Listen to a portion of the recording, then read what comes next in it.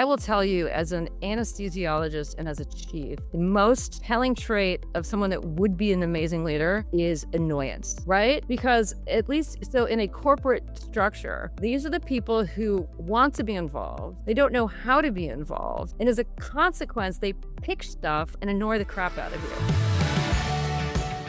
Welcome to the Unleashing Leaders podcast, where we work with willing leaders to accelerate the changes you seek. We'll learn from the experiences of different leaders facing real challenges and distill practical, purposeful steps to apply in your context. I'm Lee Scott, your curious co-pilot. Together, let's make positive changes for our companies and communities. Welcome back to the Unleashing Leaders podcast. Today is going to be all about leadership and longevity. We've done some studies, and a lot of folks have asked me whether leaders are born or made, but the one thing I know that they aren't great at is being dead. Aside from a few notable martyrs in history, a dead leader is not a great leader. But having that longevity, not just in the duration, but the vitality and the energy that you bring is such a critical element of what it means to be an effective and transformational leader. We are joined today by Dr. Sandra Kaufmann. She goes by Sandy. She operates primarily out of Miami, Florida, and some time in Las Vegas, Nevada, but she is a world transformational agent. She is a transitional medical director for Envision Healthcare, which is like a super chief medical lead, where she is helping various parts of her organization continue to improve and grow. But her passion and her really contribution in this episode is going to be things that she's learned through her research and experience, and really finding the ways to amplify and extend the impact of longevity. So Sandy, so great to have you on the show. Oh, it is a pleasure to be here. I really appreciate it. Yeah, I know you and I are both crazy busy. I think we've crossed in the air a few times, crisscrossing across the country. And today you're in Hackensack, New Jersey, I believe. So go Garden State. Thank you for carving out a little bit of time to be here with us. So Sandy, I know everybody's dying to hear, pun intended, all the great little longevity hacks that you have. But let's go back a little bit. We like to start at the genesis of most of our guests and how they got bit by the leadership bug, as it were. So what was kind of your early career as a cell biologist and beyond? Like, what kind of got you on this journey that brought you to here today? Excellent question. So my journey's been sort of all over the map, I have to say. I started out very interested in science and ended up going to University of Connecticut and getting a master's in plant physiology. I was excited about traveling around in jungles, and so I did. I spent a lot of time in Costa Rican jungles, hacking up plants and killing bats and doing crazy stuff. And it was super fun. Such biodiversity in Costa Rica. We were there a few months ago. What an amazing part of the world. Truly, truly amazing, right? And as much as I sort of love the adventure and the cell biology, my dad pointed out that if you wanted to actually do well in life, you needed a real job with a real paycheck, and that perhaps I wasn't going in the right direction. What is it with dads being such bummers sometimes, Like, we have these conversations with our daughters who we love, and it's just like, well, let me tell you, kid. Well, I think that it came out of desperation, because I am one of three daughters, and my older sister was headed down the road of being a professional ballerina.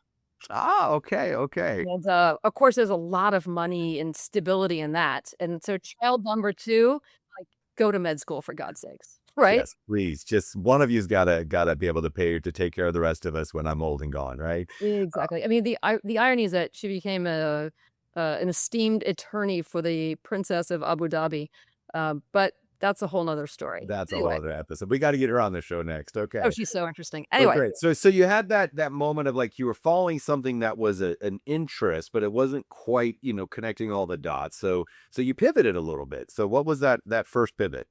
so I went to med school. And you spend 2 years just studying things, and then you spend 2 years sort of doing clinicals, trying to figure out exactly what it is you want to do. And half the time you just walk around like a deer in a headlight. You have really no idea. But you learn to fake it. And I think that this is the first time that you learn to lie cleverly, Yeah. right? And I now do it all the time, but it started in med school. For example, you kind of put on your white coat, you have no idea what you're doing, and you go to put up something, like you do a procedure on somebody. And I remember my very first lie because I was gonna get this giant IV in some dude's neck, right? And I probably looked a little nervous, and he goes, "How many times have you done this?" And I looked at him in the eye, I go, "You would not believe how many times I have done this." Yeah, yeah, because the answer is 0 and you would freak out. But I'm just gonna tell you, you would not You would believe. not believe it, right? And he didn't, right? 0 is a terrible number, but it was on point. But after that, I had done 1, and then I could sort of, like, lie better from there. But you walk around with this air of confidence that's completely garbage until you do really sort of figure out what you're doing. Yeah, yeah. Slight side note, one of my expressions is when you think about, the typical educational pathway, right? And it's like, in school, what do you call it when you collaborate and you share knowledge and you leverage each other's strengths and you optimize the distribution of labor, on things like tests and quizzes and assignments. What do they call that in school? And people are like, oh, they call that cheating. Right. Mm. And so we get that pounded into us, and then we're like, okay, ding, the graduation fairy says now go be a leader, and now you're trying to innovate and experiment and integrate and knowledge share, and I'm like, well, so one definition of leadership is it's cheating with integrity, right? So you're lying with integrity. You're like, listen, I have done this in my mind 1,000 times, and right now, frankly, I'm your best option to live. So let's just get this done.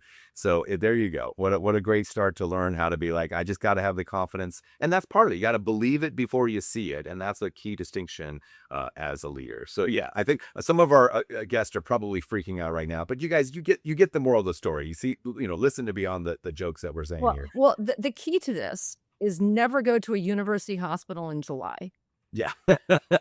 because that's when everyone's doing their first They're something. all first of something. Yeah. Wait till mid-October and you'll be fine. Yeah, That but is the that's key why problem. they call it practicing medicine, Yeah. okay? I mean, even for the seasoned veterans who are now transitional medical directors, it's still practice. Oh, I've been Um, practicing for a very long time. Long time. So along the so you started you so you got that and you learned that there's some chemistry with human beings, there's some knowledge you're gaining. When did you start to, recognize that, health, vitality, energy, longevity, like that was an understudied area and that started to catch your eye? How did you get hooked onto Oh that path? gosh. So that's actually years later. So I ended up going I did a year of neurosurgery, I did a year of general surgery, and you really appreciate human physiology. And then I Yeah. ended up at Really Hopkins doing fascinating. It's just amazing. amazing. It's really amazing. And I ended up at Hopkins doing anesthesia, right? And specifically peds anesthesia. And the cool thing about that is you learn how chemicals affect the body and how bodies affect chemicals, Yeah, right? yeah. So that was like a next little piece. And then I spent, I don't know, 10 years being a normal anesthesiologist. And then at some point they needed a chief, and it was one of those things where didn't really think I was going to be a chief, but everyone else kind of took a step I was backwards. gonna say, yeah, Uh, they left But me, left you. You're like, wait, what? What happened? and you learn how to be a chief. I didn't know how to be a chief, right? But you learn how to deal with people and how to deal with problems. And, over the course of many years, like your knowledge and your practice capacity, it just sort of grows and grows and grows. And I fake it until you make it, right? That's the key phrase. But then at a certain point, you turn around and you go, wow, I really do know a lot. There's patterns here. I'm recognizing this. I'm familiar. This is not my first time having this particular challenging conversation. This is not my first time getting bamboozled by somebody coming with some lousy excuse for something, right? You're like, I've seen this before. But it's another skill set. And I mean, I would say probably, 20 to 25% of the folks, I've personally coached over the years have been folks who made that leap from a physician of some kind to, a chief. And they're like, wait a minute, this leadership thing, it's like starting med school all over again. Like there's patterns and there's principles and there's rules that are not intuitive sometimes, but they can be learned. So you now bridge those two disciplines, and you start to say like, wait a second, there's more to this than meets the eye. Yeah. So that was, I think, piece two, right? The ability to believe in yourself, stand up for what you believe, public speaking, how to defend positions without being, I'm a female, so we can't be big. We have to be subtly authoritative, right? Oh yeah, all these weird cultural norms. Yeah. right? And then I think Fortunately, those are starting to change, I'm noticing, but still at the time, I mean, it was it was pretty completely horrible. past backwards. Yeah. Um, so then at some point, I think I hit 45 and I thought this aging business is ridiculous, right? Kind of a pompous statement, but I'm like, Who this is who crazy. needs this crap, right? Yeah, Yeah. because I was at the point now, I'd been chief for 10, 15 years. I was an avid rock climber. My kids are growing up. Like I thought I'm not at the peak yet. Yeah. And it dawned on me when you get to the peak of your wisdom, that's when your health starts to fail, Yeah. right? And so if you can maintain your health longer, then like honestly, you get the best of all of the world. Hello, loyal leaders. Our podcast equips you with stories and strategies to tackle your toughest challenges. And I want you to have access to more. My team has meticulously selected practical tips from our 30 plus years of expertise into our Unleashing Leaders newsletter. It's packed with quick tools that you can use yourself or share with your team to clarify your plans, align your processes, and engage your people. Sign up today, and I'll also give you instant lifetime access to our Essential Leadership Hacks course. Head to the show notes below to unleash your access today. Yeah. You spend so much time accumulating the relationships, the experiences, the pattern recognition, and you're like, okay, now I'm really able to have that impact. But like you said, yeah, it's just like right as that's peaking, the energy, the foundation of the temple that gives you that ability starts to show those cracks. And it is, and you see a lot of folks where they're just like, look, and I think part of our society unfairly at times pushes those people out before they're due. It's like, man, there's still a lot in there. Like, well, it doesn't make sense for me to stay here, with the way certain retirements are calculated. It's like they have to pay money to stay where they are, and that's ridiculous. Now, I think on the other side, there are some folks like, it's time to go. Well, You yeah, that's true. you got the grumpy gene going. You are well past your half-life. Like, yeah, like, no, just move on. But, I think being able to extend that, and even if it's not necessarily longer, but having the vitality of your 20s with the wisdoms of your 40s and 50s, like you said, why not have the best of both? Yeah. So that's sort of where my mind was. And I thought, everyone has different gifts, different abilities, and I am an extremely good organizer. Now, you would never know this by looking at my car or my desk space, but intellectually, Yes, cataloging, absolutely.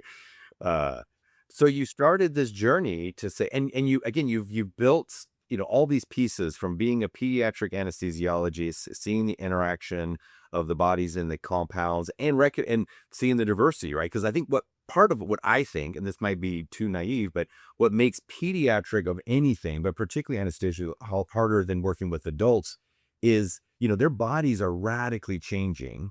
So we talk about everybody's different. It's like, yeah, but that kid is different 1 month to another month.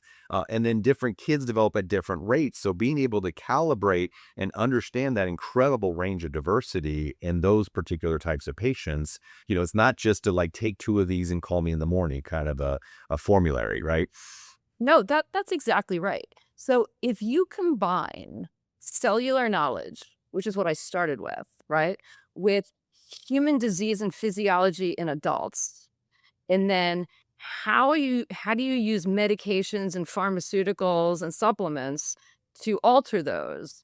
And then how do you titrate it to effect from the pediatric world? You tie all of those things together, you can essentially figure out why we age and then decelerate it. Yeah, yeah. Or you could still be doing cool stuff in Costa Rica. I mean, let's be honest. I mean, that was quite the trade-off there. I probably wouldn't been like fallen off a cliff by now and Yeah. like not done so well. Bit by a monkey and then, die surfing because of a contusion or something. Yeah. Well, Well, what a I have been bitten by vampire bats, so yeah, that I have been afflicted by, but there you go. monkeys There not you go. yet. Not yet. So let's switch gears then. So you started to recognize certain cellular markers, for lack of a better word. And by the way, guest here, as you're joining this, Sandy came to us by way of our episode with Dr. Jamie Justice. That's episode 52. So go check that out as well too. Both titans in the industry, both really looking at things with both the scientific and the leadership lens. So if you haven't caught that episode, definitely go check that out. But Sandy, what's great about what you were sharing with me is, unlocking some of those cellular markers or indicators and understanding the mechanisms of those. And so if you could share some of those, but for those of you who are freaked out, like the net of this is she's going to share some things with us today that allow you to get some of the benefits of this knowledge without being a diehard biohacker. But stick with us here. This is pretty fascinating for the geeks in our audience. So what were some of those cellular functions? I think you identified like 7 of them. Maybe give us a taste of a couple of them. Yeah, sure. So I decided after going through, I don't know, thousands of research articles, and this is all cellular biology to start with. I put them in 7 basic piles. And people in That longevity may organizational skill you have, right? exactly. Yeah. Yeah.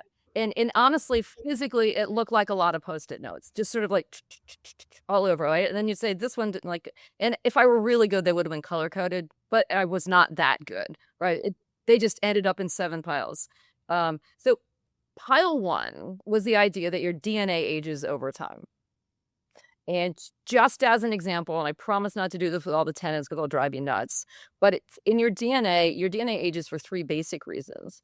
It's number 1, telomere shortening. Is it telomere or telomere? I always get those It confused. doesn't really matter, Doesn't depends matter. who So you ask. telomere shortening, yeah. Epigenetic modulation, Mhm. and heterochromatin distribution. Okay, that I hadn't heard of before. So, okay, well, maybe we'll save that for a deeper dive. But yes, so there's right. But epigenetic would be things like what's going on in the environment around you, right? I'm assuming like UV light exposure and those types of things get knock those DNA things out. But yeah, So there's 3 factors for that, right? so very Yeah, briefly, so yeah. people can all sort of little bit of biology here. So the picture that everyone sort of has in their brain of DNA is like the spiral twist, Double helix, like a slinky, right? Kind of a thing. Yeah. right? Right. It's twisted. Watson and Crick, 1957, whatever. What they fail to tell you is that number 1, it's wrapped around other proteins to bunch it together. No. It's like it looks like a Christmas ornament or Christmas lights, right? So there's a line of it. It wraps around the ball, moves, wraps around the ball, moves, right? So it looks like doop, doop, doop, doop, doop, doop, doop. Now, those balls, And the sound effect is important, by the way. of So, course. Oh, yeah. yes. Doop, doop, doop, doop. And if you go the other way, it's doop, doop, doop, doop, doop. There, Okay. see, yes, these things. A little bit of goofiness. Um, so on top of those histones, of which it's wrapped around, different chemicals get deposited. Um, Methyl groups, phosphates, acetyl groups. There's a bunch of them, right? And then on the sides of the ladder, you also get methyl groups. I always draw them like little lollipops, right?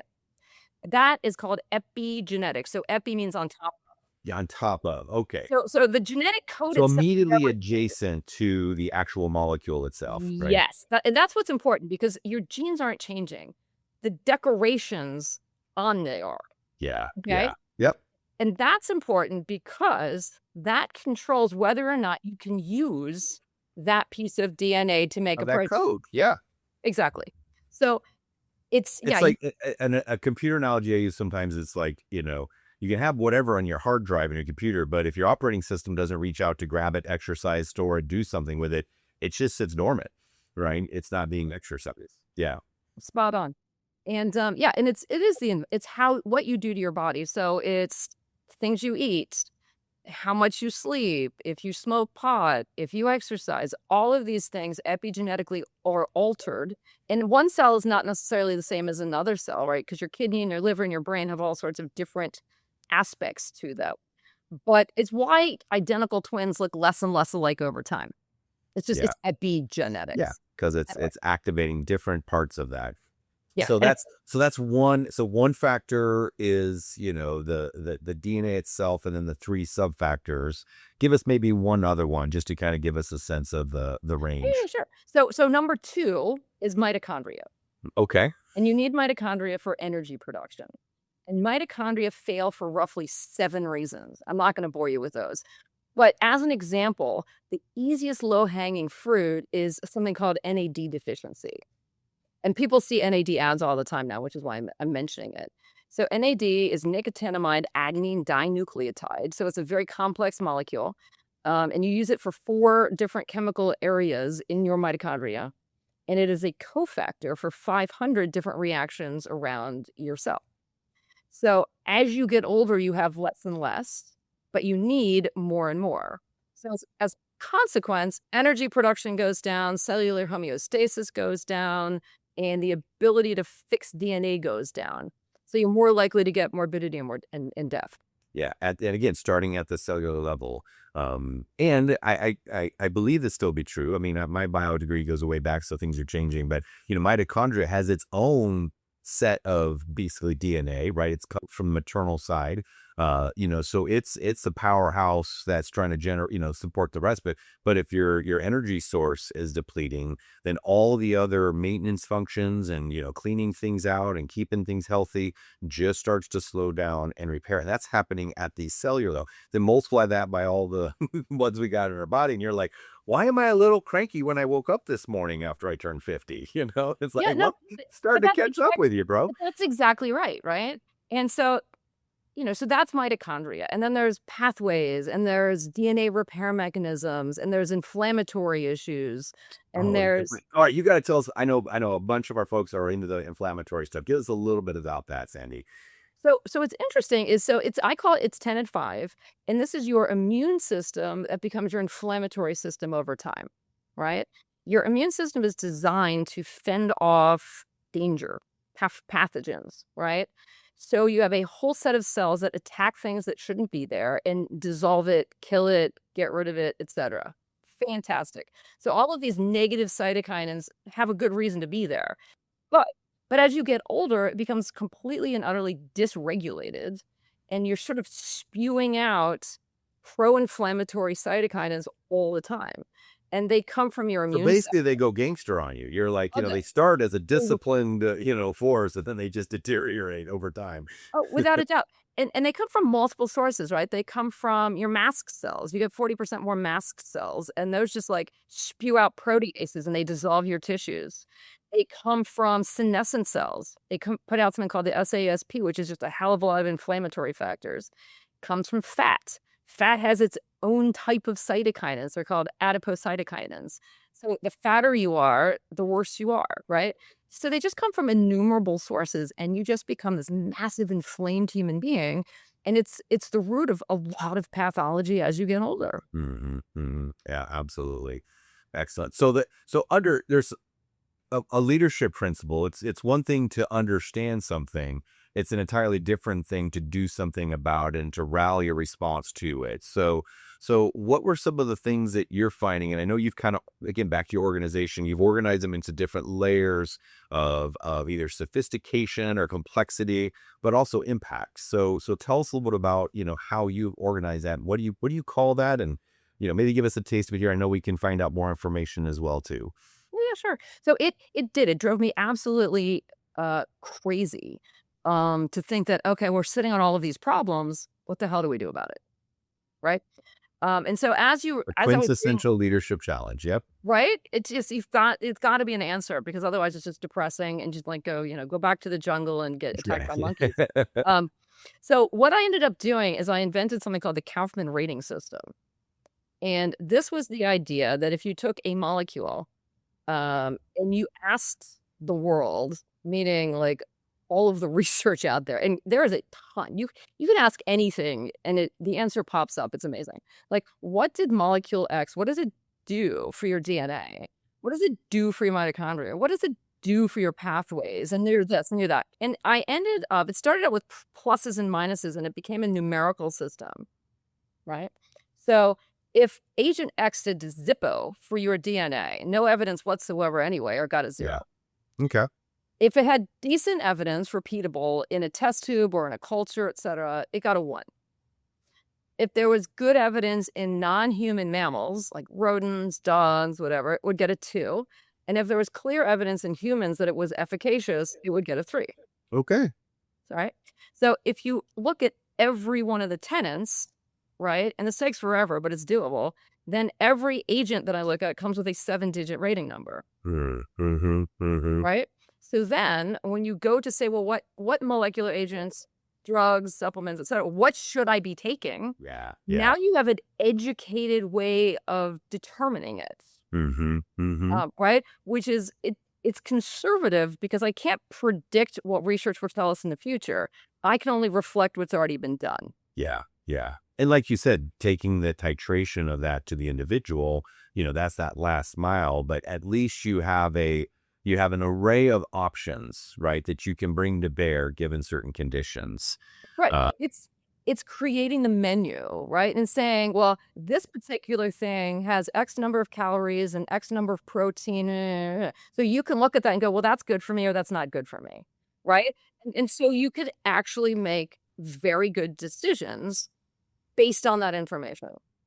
Now, you and I chatted a little bit about blueberries, for example, and maybe strawberries was another example. And again, that you're doing this at the compound level, right? It's not you can't say, an apple is good for you, a steak is not, right? I mean, it's at the compound level. But there's a compound in blueberries. So let's use that as an example. Like, what's the name of that compound? And like, hey, that's great for your inflammation reduction, but the pathways, it's, kind of neutral, but it does have a negative genetic effect, right? Like, give me a little bit of a taste of that, and then let's go to the concentration part of it, because I know that's the titration, right?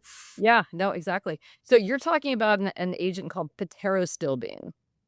There's a family of chemicals called stilbenes, resveratrol is one of them, and it's more famous, than pterostilbene. Resveratrol is part of the French paradox, where people drink wine, they do pretty well, and it's because of resveratrol.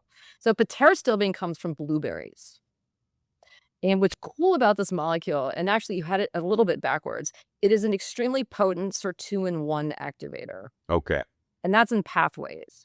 And that's important because sirtuins, of which there are 7 sirtuins, but sirtuin-1 is the main one, and it controls most of all of your cellular homeostasis, and it starts to fail by the time you're 40. They're histone deacetylases in terms of enzymatic activity, but they're actually on-off switches. So, for example, if you don't have sirtuin-1, your circadian rhythms are turned off. That's why people don't sleep when they get older.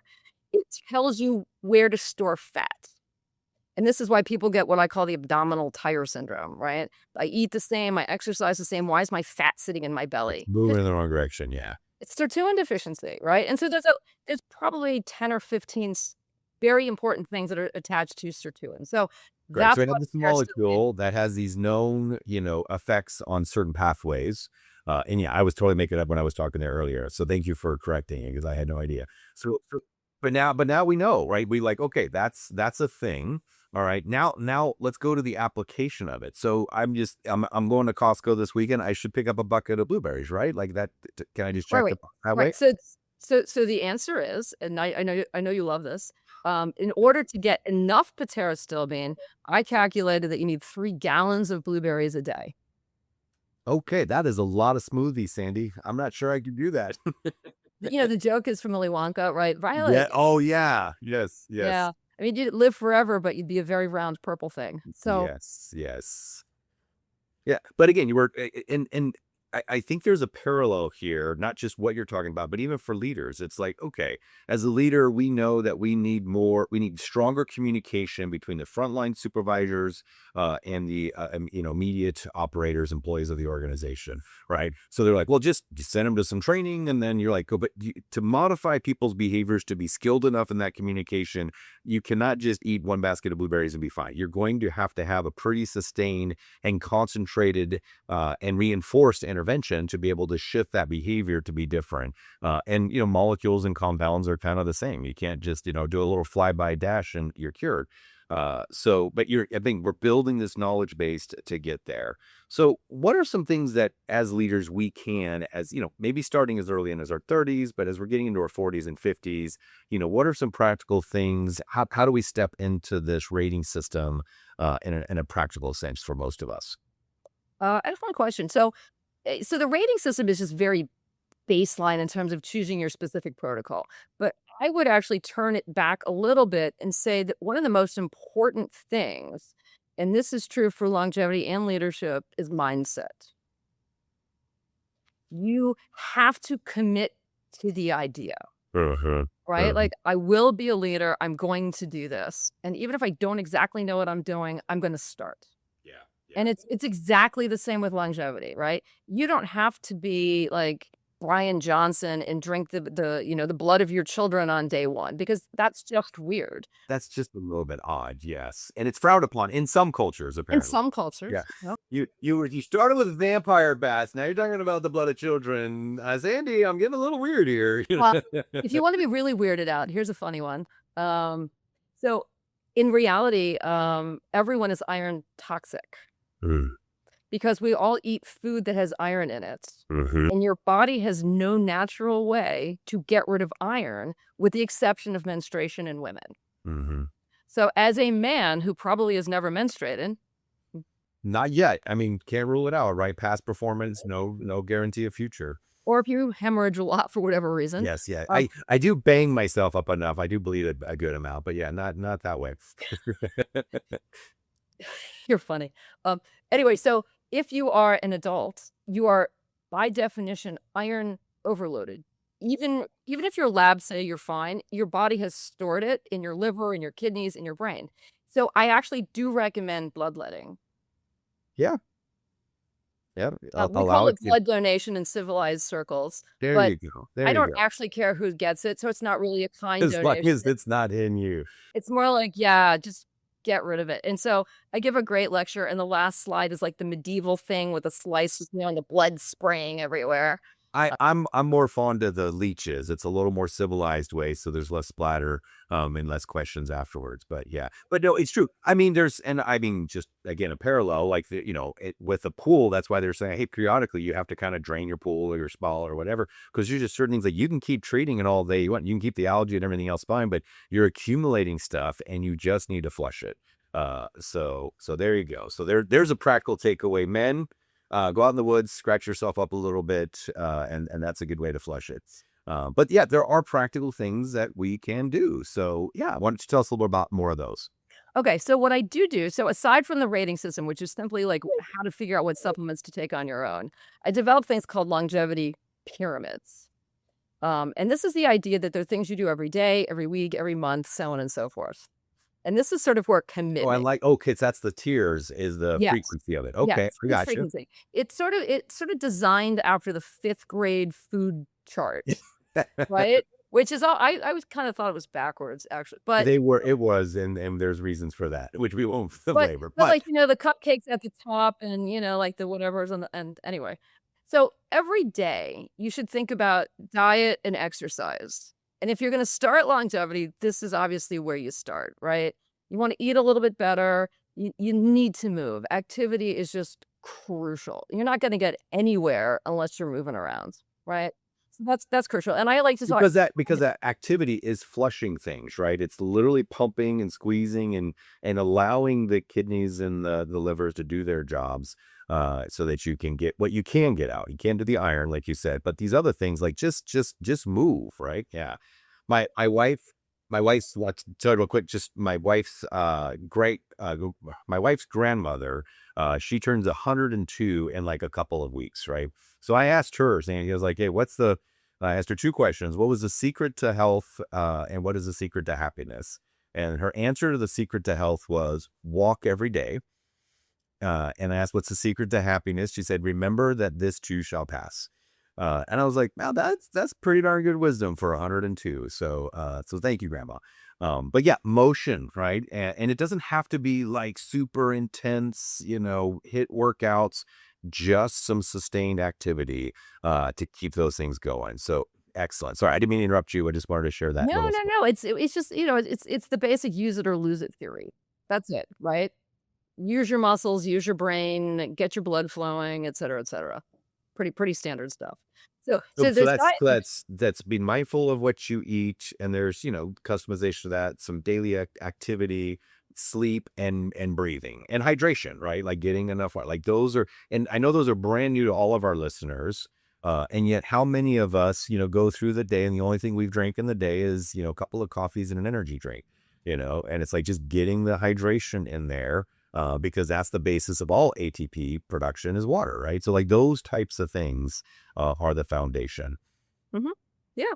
And then beyond that, right, there's supplements and medications that one should take every day. Hmm. And this is where the pool can be either very shallow or extraordinarily like an abyss, right? So some people say, "Oh, you know what? I'll take 2. I'll take 5. I'll take 10." Fine, right? Some people are like, "I wanna take natural stuff," or "I don't really care." Some people, like, it's just there's such a huge spectrum of things that people are willing to commit to. And what's interesting is there's a general pattern. People will say, "I'm gonna do 5." They start 5, they feel better, they forget that they feel better. They don't take it for a while, they feel like garbage, and then they recommit, and now they got it. Mhm, It's mhm. it's the thing, Well, right? and isn't that how most change management occurs? I know when you're, supporting the various clinics that you work with, there's like a, hey, try this new leadership or management or operational procedure. And they're like, oh, that's kind of cool.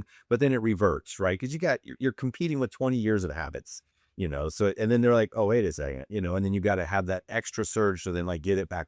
So some people call it the valley of despair, like, oh, the hype's overblown. It's not going to work. And so pushing through that is the same with our own physical well-being, it sounds like. No, I think that's just the way the human brain works, like, whatever you put in front of it. But what is really remarkable anyway, so just as an example, I take 70 supplements a day and 13 pharmaceuticals, but I think that's just normal.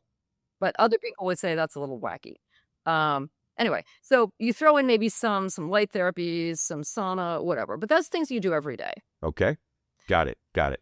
Every week, I think everyone should have a full body massage, I could definitely get behind this idea. right? People I generally like this. suddenly all the resistance I had to the sun. Now I'm a wholly on board here, Sandy. But what's interesting is it lowers stress, right? Which is helpful. And you're increasing blood flow to skin and muscles, which is crucial. Like if you've been in a chair all week, getting your blood flow and it's cheating, right? You're not doing it, somebody else is, and it's awesome. So I think that's really important. I And then several years ago, it's kind of the pattern you just talked about. My wife and I decided we were going to treat ourselves once a month. We had a package for that, and we did that for a while, and it was great. And then it's like, oh, like it's busy. Then you're like, okay, every other month, and then next thing you know, it's that therapist moves or you change. So then it drops, and you have it. And now it's been years since I've done it, and she's literally got me scheduled to be like, get a lymphatic massage, and get you signed up. And I'm like, yeah, I kind of get it back on that again. But to your point, like I thought monthly was like, whoa, that's, way ahead of the curve. So, but being able, and I think there's also the human connection part of it, having, you know, appropriate professional touch, right? Where you're connecting with another human being, whether you have like dialogue or just the music and the calmness, like I think all of those things, they're actually there's multiple benefits of that, not just the physical, movement of the blood flow. So yeah, no, that's a great one. yeah. And then if you move on to monthly, then that's where the infusions sort of kick in. Okay. And we do senolytics and we do exosomes and a variety of other things. But that's sort of like high tier commitments, Yeah. right? Yeah. But I think the key to any of this is just understanding that it is science, number one. It is not voodoo or anything crazy. And the idea is to just increase health span, right? Reducing relative risk of disease that is counterproductive to the existence you want to be living, right? Like some people, it's amazing the number of people that die right after they retire, right? If you want to retire, you should have 20 years of like an amazing existence. And if you don't want to retire, there's no reason that you can't spend those years enjoying all of your wisdom and connection and just like being like an amazingly good resource, training the younger people, doing incredibly well. Like it's just, it gives you 10 to 20 years, literally, of extra quality time. And I think that's invaluable. Well, could you share again confidentiality and the like? But I mean, you've worked with some really high end athletes that really performed at a great level, but they punish their bodies, right? And so, could you give us a composite anecdote about that a little bit to just kind of show like that allowed you to see it in a compressed time frame? And then, yeah, so tell us a little bit about that. And then I'd like to give our other listeners a chance of where can they find out more information on that? They want to know more about what are some of the daily supplements that, and which ones, how they score, on your rating system. But yeah, start with an anecdote so we can kind of see Oh, it in yeah. a compressed time So frame. so one of my good prime examples, and he loves when I talk about him, so it's not a big deal. He's an ex-pro football player, beat to crap.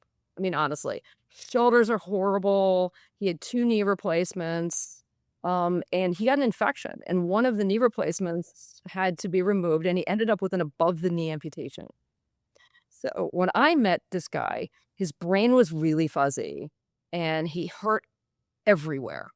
It was just misery, misery. So, we started working together, and between supplements and medications and exosome injections and infusions, took about 9 months to a year, he is a different human being. His brain is on, like, hot overdrive. He's in the business world now, like, ideas are just flowing through him. He is so mobile, nothing hurts really. I mean, he's just doing, like, insanely well. So, it is incredible how well he's doing, and, I take care of lots of people, there's a general in the military that I take care of, and the guy looks like he's 20, and he's 50 some years old, you know? He's buff, he's tough, he's sharp, like, he is amazing. You would never know that he was in his late 50s. But this is But just the literally, kind of person that you're he is. rejuvenating, the mechanisms, because it's just like, hey, they were starved of a certain nutrient, or they naturally didn't produce the same stimulant that was previously done, and so it's literally supplementing those lost things and reactivating the cellular mechanisms to allow them to do what they did. They did it once and they did it great, right? So they can do it again. Yeah, no, absolutely. And the other really cool thing, I run this thing called Club Exosome in, Las Vegas, and 4 times a year, a bunch of these people gather and, yes, I inject them with exosomes, but the value in this is that they all Well, sit that's in the the fun same. part for you, right? Yeah. Well, I'm just working, like, one after the other, like, it's fine. But I swear they all come in early and stay late, and they are extraordinarily driven, successful humans. Right? Because they have the mindset that I'm gonna succeed at everything I do. They are businessmen, they are athletes, they are generals, they are like the top of the top, and they love talking to each other about what worked for them and what didn't and what they're doing and blah, blah, blah, blah, blah, and it's the coolest group of humans ever. Yeah, yeah. Just committed to impact and, having the energy to do it and sustain it. So outstanding. Well, where could folks, if you're not quite ready to sign up for Club Exosome, but where can folks, find out more and be able to learn and how to apply that and, stay connected with you and your network, Sandy? So I have 2 websites, one of which is more cellular based, and that is the Kaufman Protocol. Okay. So that explains the numbering system and how cells work and some agents and that sort of stuff.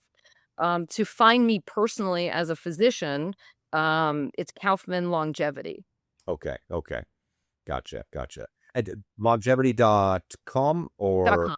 Dot okay, com. got it. Got They're both dot coms. On Instagram, it's Kaufman Longevity. And I think that's it. And you got a book coming I in this near future? so I have 2 books out at the moment. There's Kaufman Protocol 1, which is Why We Age and How to Stop It. Okay. And it is written so that anyone can understand it Very accessible. with Okay. And within reason. that one that's Amazon Yeah, they're or both yeah, everything okay. is Wherever they, Amazon. Yeah. Barnes and Nobles, whatever.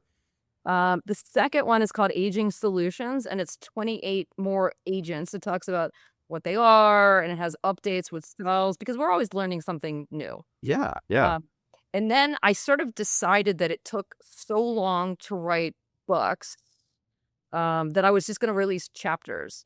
And so I put out a chapter about a month ago on it's called Mastering Your Mast Cell. That's okay. I was gonna say I thought when you chatted but that's the chapter that's an extension to It's the an existing book. yeah. Okay. It's I decided to write it's gonna be a treatise, cluster, and then as soon as I have, like, 10 or 12, it'll be a book. But for now, they're just because people are just, like, keep bugging me, like, "We want information, and I'm like, either wait 3 or 4 years, or you can have it in snippets now." Well, and that's So how things have changed, in this world and the way knowledge is distributed. I mean, it used to be strictly oral traditions, right? And then, the printing press came out, we were able to do that a little faster. And then, I know for us, I'm back to working on my book as well, which don't tell anybody about it, right? It'll be coming next year. But in the meantime, we relaunched our Unleashing Leaders University. So they're little 7 to 10 minute videos, which essentially are chapters, right, in your book that we're just making available to folks to say, like, how do you keep that, knowledge sharing? And as you perfect one thing, or you learn more about another thing, you can provide that latest breaking. And I think the way knowledge is distributed or captured and distributed is going to continue to evolve. So I love the cleverness of that cluster that you're working on. And where can they go to get if they want to be on the front line of getting the latest chapter release, would that be one of those 2 sites that you mentioned? So there are talks about on those, and then I believe there are links to Amazon, or you can just go straight to Amazon, put my name in, and they pop up. They'll get them there. Okay, excellent. Well, listeners, we will definitely put those in the show notes for you. I want to close with one last question for you, Sandy. And this is something I ask all of my listeners. And it's, there's many answers. You don't have to answer it, but just like, what's one part of it, right? So don't, like you said, like, what's the secret to aging? You're like, well, Lee, there's 7 factors and each one of those 248 molecules. What are you talking about? So just one in this case. But my question for you is, what's one, we've talked about the indicators of cellular health. For you, as you've worked with clinicians and non-clinicians and even patients and these customers of yours now, what's one indicator that somebody is really an unleashed leader, right? They're leading at the highest level of their range of impact, and the parallel that you talk about with people living at the highest range of their health impact. What's one hallmark of an unleashed leader that you've observed in your crossings? So it's interesting that you say unleashed leader. And I don't know if this answer is appropriate or not, but I will tell you, as an anesthesiologist and as a chief, the most telling trait of someone that would be an amazing leader is annoyance, right? Because at least so in a corporate structure, these are the people who want to be involved. They don't know how to be involved. And as a consequence, they pick stuff and annoy the crap out of you. And it's the way I had this fantastic gentleman who actually now has my job. He's now the chief of the department, and I had made him vice chief. But before that, he was just the biggest thorn in my side. What about this? What about that? What about the other? And so I took him under my wing and I said, you're very smart, human, and you've got fantastic drive. Why don't we put your traits to positive use instead of being an annoyance? So I said, if I give you this job, you have to work for good. Like, you've gotta just commit to being on the right side of these damn arguments. Not that, whatever, but you know what I mean? You have to, like, be a leader and not a rabble rouser. And not just a complainer, right? Yeah, Yes. exactly. And the switch flipped, and he became the most amazing leader. I handed over my chiefdom to him, and he is just fantastic. And it was really ironic because a few years ago, then he came to me and said, "Oh my God, this one person is so damn annoying." And I'm like, "You know what that means?" Well, it's another one of my favorite leadership contrarian definitions. You just said, be annoying. It's, our thing is like, you have to be a professional crap disturber, right? But emphasis on the professional. I mean, yes, you have to be a stirrer. You have to be stirring stuff up. You have to be a little bit of, like you said, a rabble riser there. But being a professional disturber brings in that you're using your powers for good, right? You're using it to elevate and improve the organization. So I can absolutely get behind that as a leading indicator of unleashed leadership, as somebody willing to be annoying. Oh, that's so great. Well, Sandy, again, I know you're incredibly busy. Thank you for carving out a bit of your time during your travel schedule, and as you're making this great impact and both within your organization and outside with other folks looking to just experience the best that we get to offer on this planet. So I really appreciate your time here today. Thank you. Oh, my pleasure. Thank you. Thank you for joining us today on the Unleashing Leaders podcast. Subscribe so you don't miss a moment that could be the key to your next breakthrough. Let's stay connected and contribute together by grabbing that @Unleashing Leaders handle on LinkedIn, YouTube, or your favorite network. This is Lee Scott. Keep learning, loving, and leading. Our future and our communities are counting on us.